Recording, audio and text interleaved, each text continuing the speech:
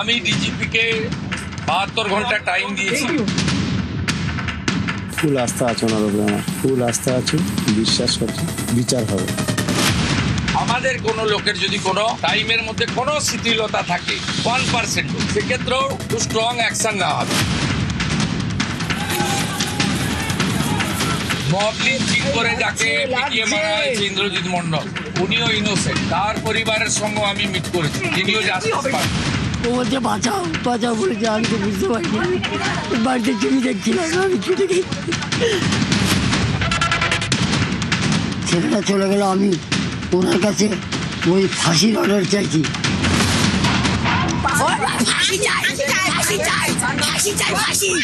যেরকম ধরেছে তাদেরকে আমার মেয়ের মতন ওরকম শাস্তি দিয়ে তবে ফাঁসি যেন হয়। আমার ছোট ছেলে, আমার আমার আমার শান্তি, আমার আমার কোনো ছেলে।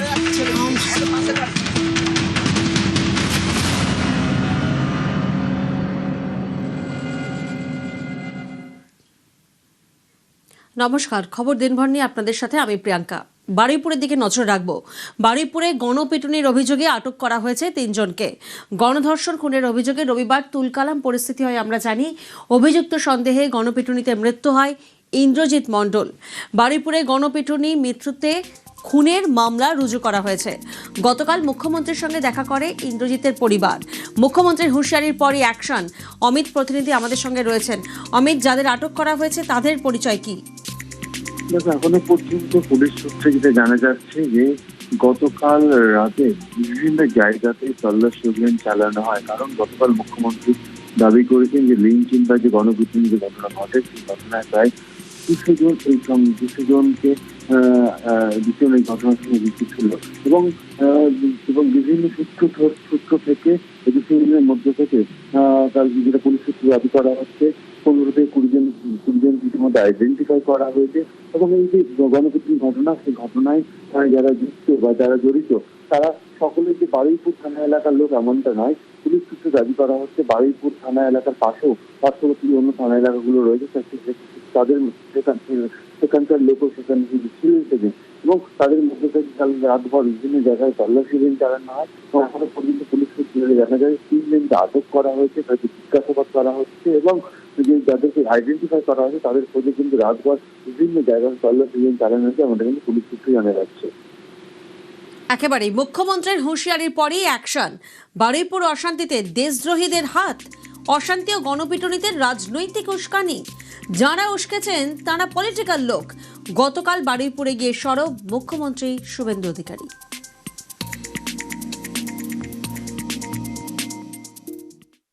মব লিঞ্চিং করে যাকে পিটিয়ে মারা হয়েছে ইন্দ্রজিৎ মন্ডল, উনিও ইনোসেন্ট। পুলিশ আমাকে যা বলেছে তা আমার কথা নয়। তার পরিবারের সঙ্গে আমি মিট করেছি, তিনিও জাস্টিস পাবেন। যত পুলিশের গাড়ি ভেঙেছেন, রেল লাইন উপড়েছেন, প্রায় অ্যাপ্রক্স 200 আইডেন্টিফাইড হয়েছে, প্রত্যেককে অ্যারেস্ট করা হবে। একটা লোককেও ছাড়া হবে না। পিছন থেকে যারা উস্কেছেন পলিটিক্যাল লোক, যারা ইলেকশনে রিজেক্ট হয়েছে, কেউ ক্ষমতা থেকে গেছেন, কেউ শূন্য থেকে 1 হয়েছেন এবং radical force, anti national force যারা পিছন থেকে উস্কেছেন তাদেরকেও আইডেন্টিফাই করা হয়েছে, তাদেরকেও ঠিক প্রপারলি শিক্ষা দেওয়ার কাজ সরকার করবে। আর মব লিঞ্চিং করে যে নিরীহ লোকটাকে বা ছেলেটাকে মেরে দিয়ে সেখানেও যারা হত্যাকারী তাদেরকেও মার্ডার কেসে যুক্ত করা হবে। পুলিশকে ডাইরেক্ট ইনস্ট্রাকশন আছে, যারা যারা হুলিগানিজম করেছে পুরো দিন ধরে তাদের এগেনস্টে অ্যাকশন হবে। প্রায় 200-র বেশি আইডেন্টিফাইড লোক, তাদেরকে আমি পরিষ্কার বলে গেলাম যারা উস্কানি দিয়েছে, কারোর ইন্ধনে পলিটিক্যাল বায়াসনেস নিয়ে মিডিয়াতে পাবলিসিটির লোভে সোশ্যাল মিডিয়ায় চিপ ভিউয়ার্স বাড়ানোর জন্য ওদেরও কিন্তু ছাড়া হবে না, তারাও ভুগবে, এটুকু আমি বলে দিই। বারুইপুরে নৃশংস গণধর্ষণ খুনের সঙ্গে কি মাদক কানেকশনও আছে? এই ঘটনায় এবার স্ক্যানারে অভিযুক্তদের মাদক যোগ।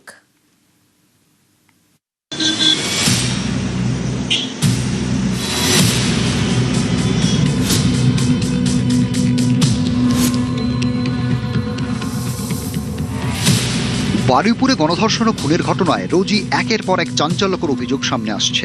এবার প্রশ্ন, অভিযুক্তদের সঙ্গে কি মাদকের যোগ ছিল? স্থানীয় বাসিন্দাদের অনেকেরই অভিযোগ, দীর্ঘদিন ধরে এলাকায় মাদকের রমরমা। বাড়ির পাশেই পুরো রেল লাইনের পাশে সব নেশা, গাঁজা, পাত্তা নানান জিনিস করে বেড়াতো। আমাদের গ্রামবাসিন্দা অনেক কিছু ভাবে চেষ্টা করেছিলাম বন্ধ করার, কিন্তু প্রশাসনের মাধ্যমে আমরা সেই সাপোর্টটা পাইনি যে ওদেরকে বন্ধ করব। কিন্তু এই যে আনন্দ এবং তার গ্যাং তারা কি করতো? তারাও নেশা ভাঙ করতো, পাত্তা খেত, মদ গাঁজা এইসব খেত, পুরোপুরিভাবে এই নেশা করেই একে ঘটিয়েছে।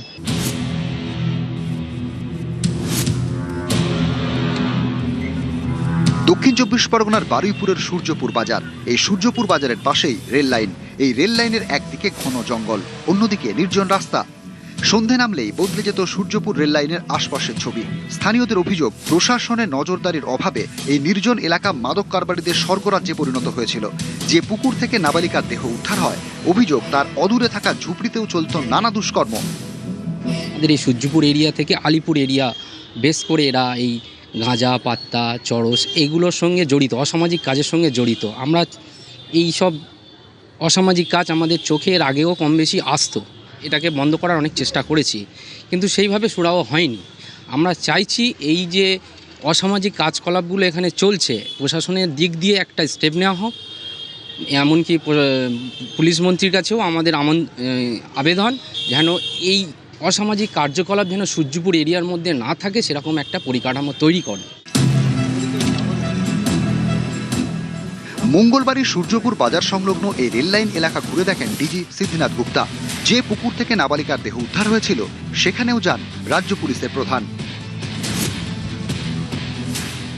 ইনভেস্টিগেশন ক্ষেত্রে আরও বেশি বলছি না, এটা যেহেতু ইনভেস্টিগেশন চলছে, খুব সেন্সিটিভ কেস আছে, তো বেশি ডিটেলস আরও ইনভেস্টিগেশন এগিয়ে গেলে তারপরে কতটা পুলিশের ভূমিকা নিয়ে একটা প্রশ্ন তুলেছিলেন। আমরা সব বিষয় নিয়ে, যদি পুলিশের ভূমিকা উপর প্রশ্ন আছে, কি দেরিতে রেসপন্স হয়েছে কিংবা কী হয়েছে, পুরো ইনকোয়ারি করে যা ব্যবস্থা আছে, যেটা আমরা কমপ্লিট ব্যবস্থা নেব।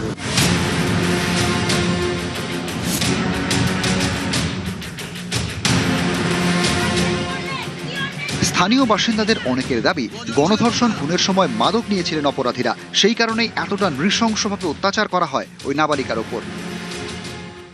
এটা সূর্যপুর রেলগেটের কাছে মদ, গাঁজা, পাত্তা এইসব ওখান থেকেই তো খেয়ে দিয়ে সব মানুষ উৎপত্তি হয়। আমাদের সরকারের কাছে এবং প্রশাসনের কাছে আমরা দাবি করব, এই নেশামুক্ত এই আমাদের রেলগেটটা পরিষ্কার করার জন্য আমাদের এর দাবি। এটা করলে এই ধরনের ঘটনা পুনরাবৃত্তি আর হবে না। ওরা তো 50,000 টাকা চেয়েছে। কার কাছ থেকে? ওই মেয়েটা রেখে দিয়ে টাকা নেবে কিছু, মানে আটকে রেখে দিয়ে। হ্যাঁ, মুক্তিপণ। হ্যাঁ, ওই পুরো প্ল্যান খাটানো ছিল। পুলিশের দাবি, নাবালিকাকে আনন্দদের হাতে তুলে দিয়েছিল আরেক অভিযুক্ত প্রভাস। এই ভাইরাল ভিডিওয়ে প্রভাসকে বলতে শোনা যাচ্ছে 50,000 টাকার কথা। ওরা তো 50,000 টাকা চেয়েছে। কার কাছ থেকে? ওই মেয়েটা রেখে দিয়ে টাকা নেবে কিছু, মানে আটকে রেখে দিয়ে। হ্যাঁ, মুক্তিপণ। হ্যাঁ, ওই পুরো প্ল্যান খাটানো ছিল। কেন এই 50,000 টাকার প্রসঙ্গ উঠল? তবে কি পাচারের উদ্দেশ্যে এই নাবালিকাকে অপহরণ করা হয়েছিল? বারুইপুরের ঘটনায় কি নারী পাচারের যোগ রয়েছে?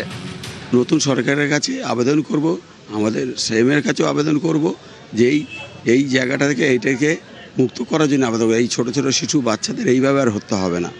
এটা যদি না ঠিক করা যায়, আগামী দিন এরকম ঘটনা আবার ঘটবে। বারুইপুর থেকে কল্যাণ মণ্ডল, নিউজ 18 বাংলা।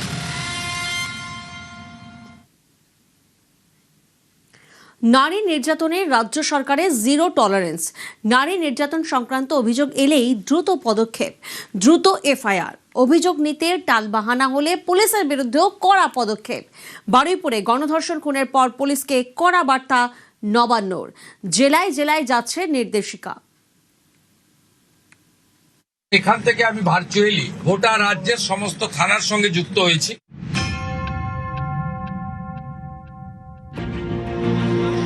বারুইপুরে কড়া প্রশাসন, ঘটনাস্থলে মুখ্যমন্ত্রী শুভেন্দু অধিকারী। পুলিশ সুপারের অফিসে গিয়ে বৈঠক করলেন আধিকারিকদের সঙ্গে। বৈঠকে ভার্চুয়ালি ছিলেন সমস্ত জেলার এসপিরা, ছিলেন ডিজিও। এখান থেকে আমি ভার্চুয়ালি গোটা রাজ্যের সমস্ত থানার সঙ্গে যুক্ত হয়েছি। বর্তমান সরকারের যে সমস্ত জিনিস অগ্রাধিকারের জায়গায় রয়েছে, সেই অগ্রাধিকারের 1 নম্বরে রয়েছে নারী সুরক্ষা এবং কন্যাদেরকে প্রয়োজনীয় নিরাপত্তা প্রদান করা। নির্ভয়ার ঘটনার পর থেকে আমাদের এই রাজ্যের অভয়ার ঘটনা পর্যন্ত এখান থেকে আমরা যে তিক্ত অভিজ্ঞতা সঞ্চয় করেছি, সেই তিক্ত অভিজ্ঞতা সঞ্চয় করে আমাদের এই নারীদেরকে এবং কন্যাদেরকে আমরা সুরক্ষা প্রদান করব, জাস্টিস দেব, এবং তার জন্য এই সরকার জিরো টলারেন্স নীতিতে চলবে। 12 বছরের নাবালিকাকে গণধর্ষণ, জীবন্ত অবস্থায় পুকুরে ফেলে খুন। দক্ষিণ 24 পরগনার বারুইপুরে নৃশংসতার ছবি, কড়া রাজ্য সরকার। 24 ঘন্টার মধ্যে গ্রেফতার মূল অভিযুক্ত। নারী সুরক্ষায় যাতে এক বিন্দুও ঢিলেমি না থাকে তার জন্য পুলিশকে কড়া বার্তা নবান্নর। নারী নির্যাতন সংক্রান্ত অভিযোগে দ্রুত ব্যবস্থা নিতে হবে থানাগুলিকে, দ্রুত এফআইআর দায়ের করতে হবে। কোনো রকম টালবাহানা বরদাস্ত করা হবে না। কোনো পুলিশ আধিকারিকের বিরুদ্ধে টালবাহানার অভিযোগ এলে কড়া পদক্ষেপ। নারী নির্যাতনে জিরো টলারেন্স রাজ্য সরকারের। মহিলা নির্যাতন সংক্রান্ত কোনো অভিযোগ জমা পড়লে সেই অভিযোগের প্রেক্ষিতে কি পদক্ষেপ করতে হবে পুলিশকে, কিভাবে পদক্ষেপ করতে হবে তার নির্দিষ্ট তথ্য উল্লেখ করে ভারতীয় ন্যায় সংহিতা আইন উল্লেখ করে গাইডলাইন পুলিশকে পাঠানো হচ্ছে বলেই নবান্ন সূত্রে খবর। নারী নির্যাতনের ক্ষেত্রে জিরো টলারেন্স নীতি মুখ্যমন্ত্রী শুভেন্দু অধিকারীর সরকারের। মহিলাদের সুরক্ষায় দুর্গা সুরক্ষা স্কোয়াড চালুর কথা জানিয়েছে নবান্ন।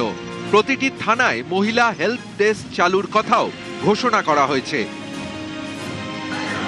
বারুইপুরের ঘটনার নৃশংসতা সবাইকে অবাক করেছে।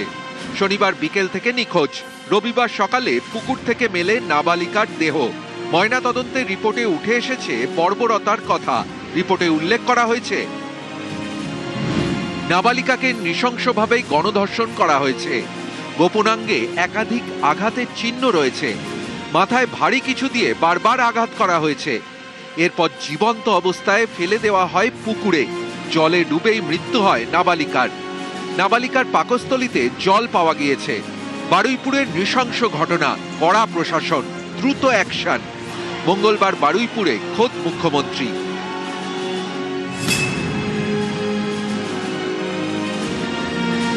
সোমরাজ বন্দ্যোপাধ্যায়, নিউজ 18 বাংলা। যেরকম ধরেছে তাদেরকে আমার মেয়ের মতন এরকম শাস্তি দিয়ে তবে ফাঁসি ঝানো হয়। আমার বুক খালি করিস, আমি আর পাবো না। ওদের মার বুক খালি করতে চাই আমি ডিজিপিকে 72 ঘন্টা টাইম দিয়েছি। ফুল আস্থা আছে ওনার উপরে, আমার ফুল আস্থা আছে, বিশ্বাস করছি বিচার হবে।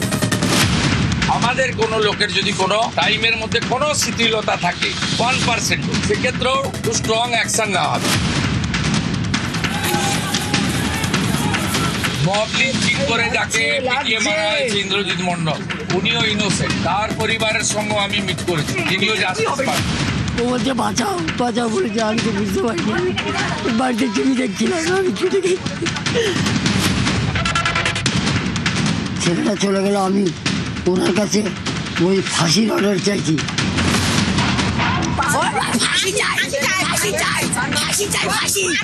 যেরকম ধরেছে তাদেরকে আমার মেয়ের মতন এরকম শাস্তি দিয়ে তবে ফাঁসি ঝানো হয়। আমার ছোট ছেলে, আমার শান্তি, আমার কোনো ছেলে